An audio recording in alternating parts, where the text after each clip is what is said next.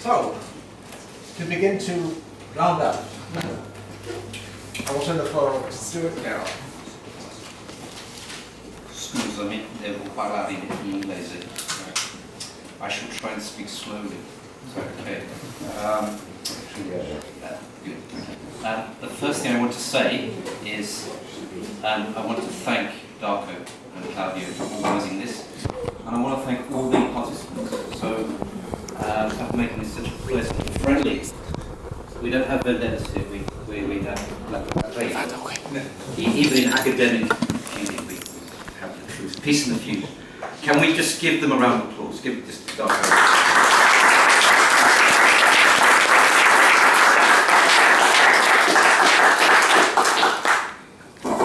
When I began working on the feud in the 1990s, there was very little research, certainly in history. We thought it was in the early Middle Ages. We thought it was in Albania and Montenegro and North Africa. There was an anthropology. When I told a French colleague that I was working on the feud in 16th and 17th century France, he expressed some surprise. Ça n'existe pas en France. C'est une phénomène italienne. So I had to look, the only thing to look at was the Italian stuff. And you guys, you were starting to do the research, so I was lucky to read Claudio's work, and Osvaldo Raggio's work, and the rest is history. So this conference is very useful to showing where we've come from in the last 20 years. And possibly where we're going to. So it's a very useful exercise to see where we've come in the last 20 years. And what this conference has shown is that the chronology and the geography of what we're studying is a lot wider. We used to think that violence was going down all the time, and that the feud was something in the past. It was always being overcome. It was always in the past. And what we're finding is that in the late Middle Ages, I would argue, the late Middle Ages was quite successful in controlling the feud, both through the church, through the theology of the Mass and of reconciliation, and through, as we've seen in many papers in the late Middle Ages, through the growing use of justice and the consumption of justice, as many historians have shown. I would argue that things got worse in the 16th and 17th century, and they got worse for three reasons. First of all, social change, the cult of honour. Honour changes in the early modern period. Secondly, there is growing civil and religious conflict. And thirdly, the problem of the state. I think the state is a problem, and we'll come back to that. So what I'm going to do is I'm going to, given those changes, I'm going to discuss what we've done today and look to the future in three areas. I'm going to look at the concept and the language of the feud, and that's really relates to the first problem that Darko set us. I'm going to talk a bit about the state and the law, and that's 2 and 3 that you set us. And thirdly, I'm going to consider the parties, the protagonists, which is the fourth theme that Darko set us. When we look at the language and the concept of the feud, there are two different and important traditions. There's the most of Western Europe look towards the anthropology, the functional anthropology. You mentioned Gutmann, which was anti-Eurocentrist. Begins in the 1930s, in the interwar period, looking at so-called primitive societies. I think the Italian microstoria tradition fits much better with that model. The other side was the anti-modernist German Otto Brunner. As we've seen, both of those schools were functionalists. They argued that the feud had a social function, it controlled violence, it had a relationship to authority. The problem with both these schools, as we've heard, is that the feud doesn't actually exist. The word feud in English is a modern invention. It has no meaning, it has no relationship there's a kind of basic problem of Wittgenstein. You cannot use this word really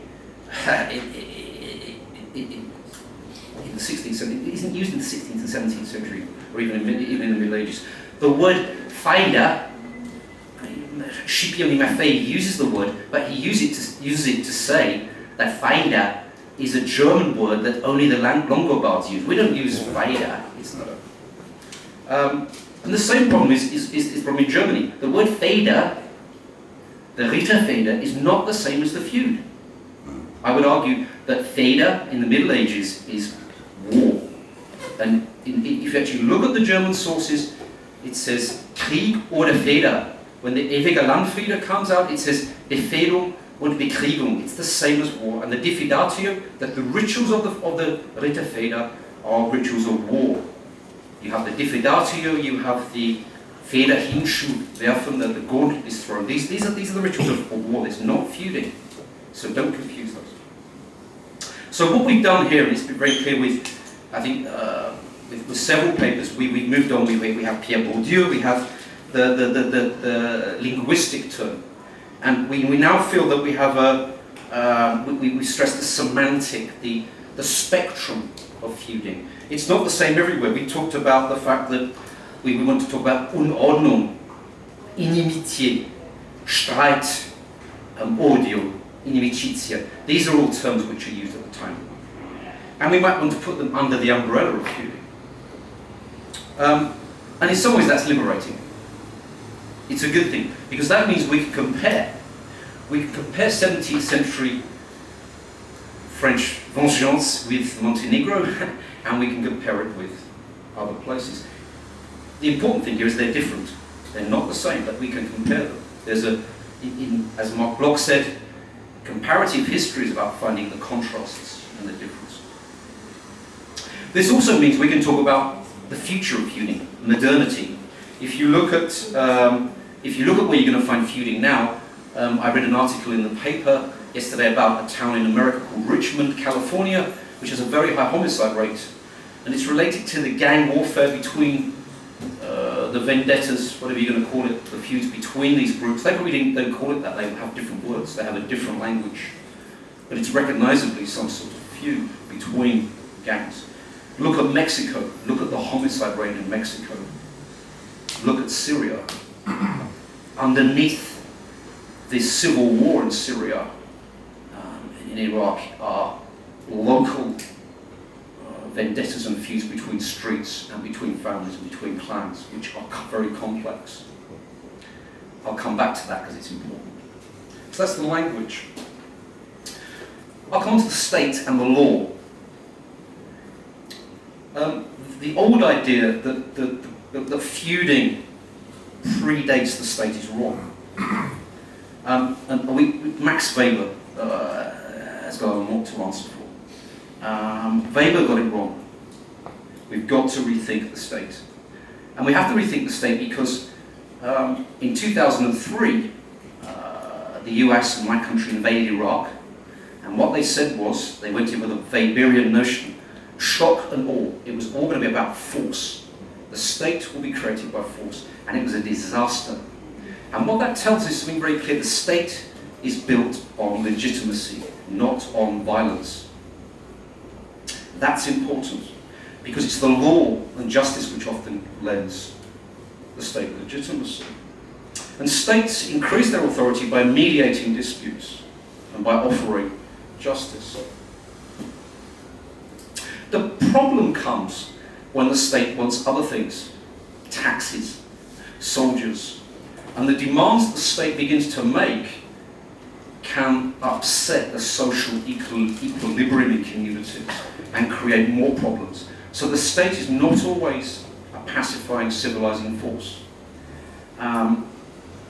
This is certainly true for 17th century France.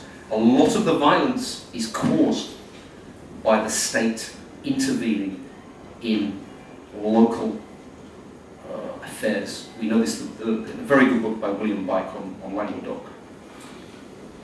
Most of it is caused by the centre.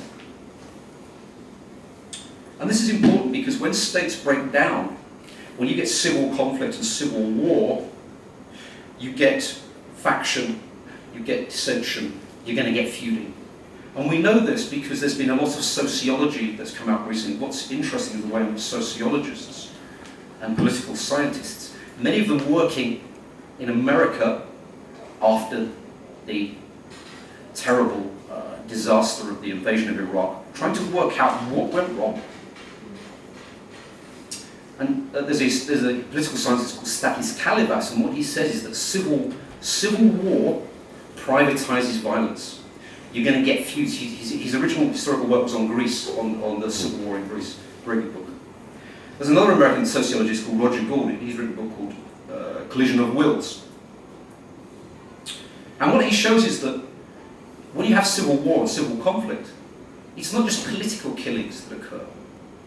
All forms of killing go up. Domestic homicide, street brawls, they increase. And he's done this through the records of 19th century France. Violence, when you have revolutions of 1830, 1870, 1848, it's not just political violence that increases. All violence goes up. Fights, everything seems to take on, the whole atmosphere changes. So civil conflict is important in bringing the feud back. So I think we need to, one thing I think we should do with rethinking the state is to divorce the law from the state. I prefer the term civil society. And the reason why I do that is well, because in the early modern period, in particular the Middle Ages, that was the term that was widely used. Civil society was much more widely used than the word state. That's space between the family and the state. And we know that the civil society, the law, works very effectively, as we've seen time and again. And there's a real demand for more justice. We want justice. We don't want the state, we don't want soldiers and troops, we want more justice. And we talked a lot about out-of-court settlements, arbitration, infrajustice, giustizia non negoziata, the ways in which the civil society underpins the desire for peace. The problem occurs when that civil society doesn't function very well.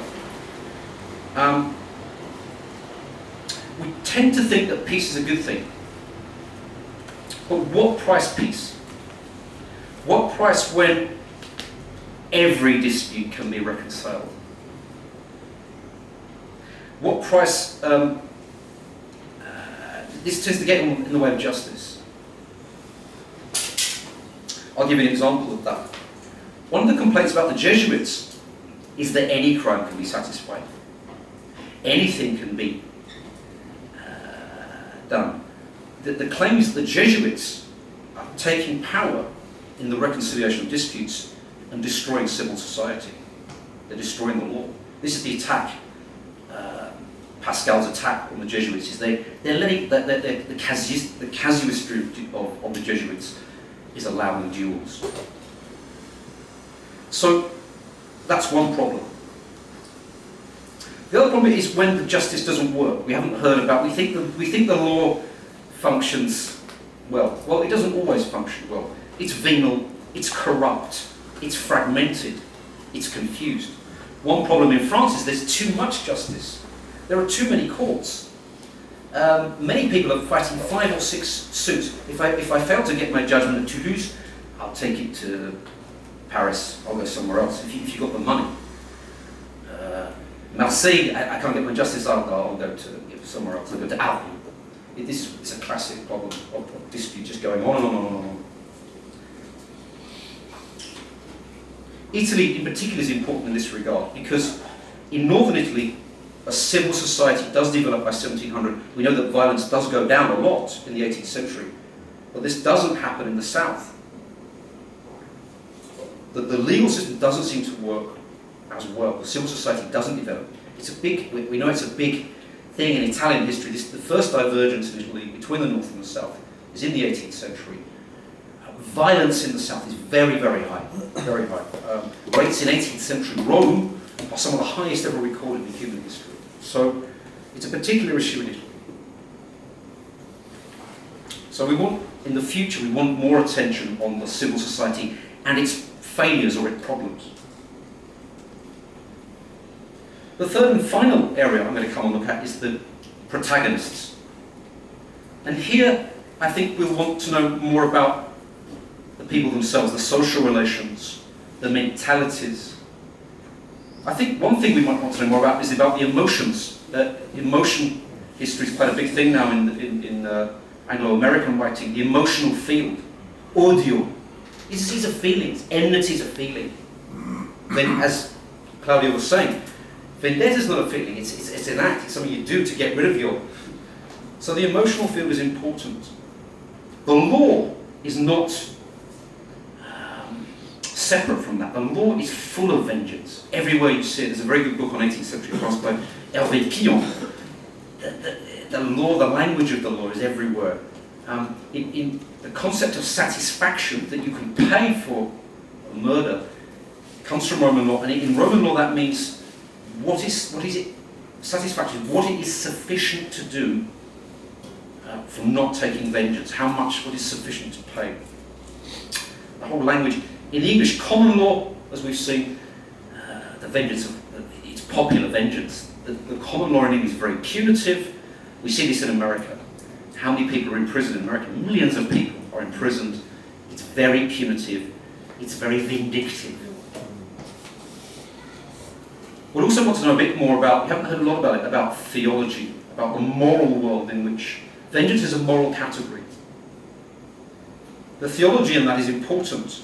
I mentioned the Jesuits. There's another, in Northern Europe, a very important change occurs with the Reformation. Luther says you cannot satisfy, because satisfaction has already been done by Christ. But Augustinian theology is very different. And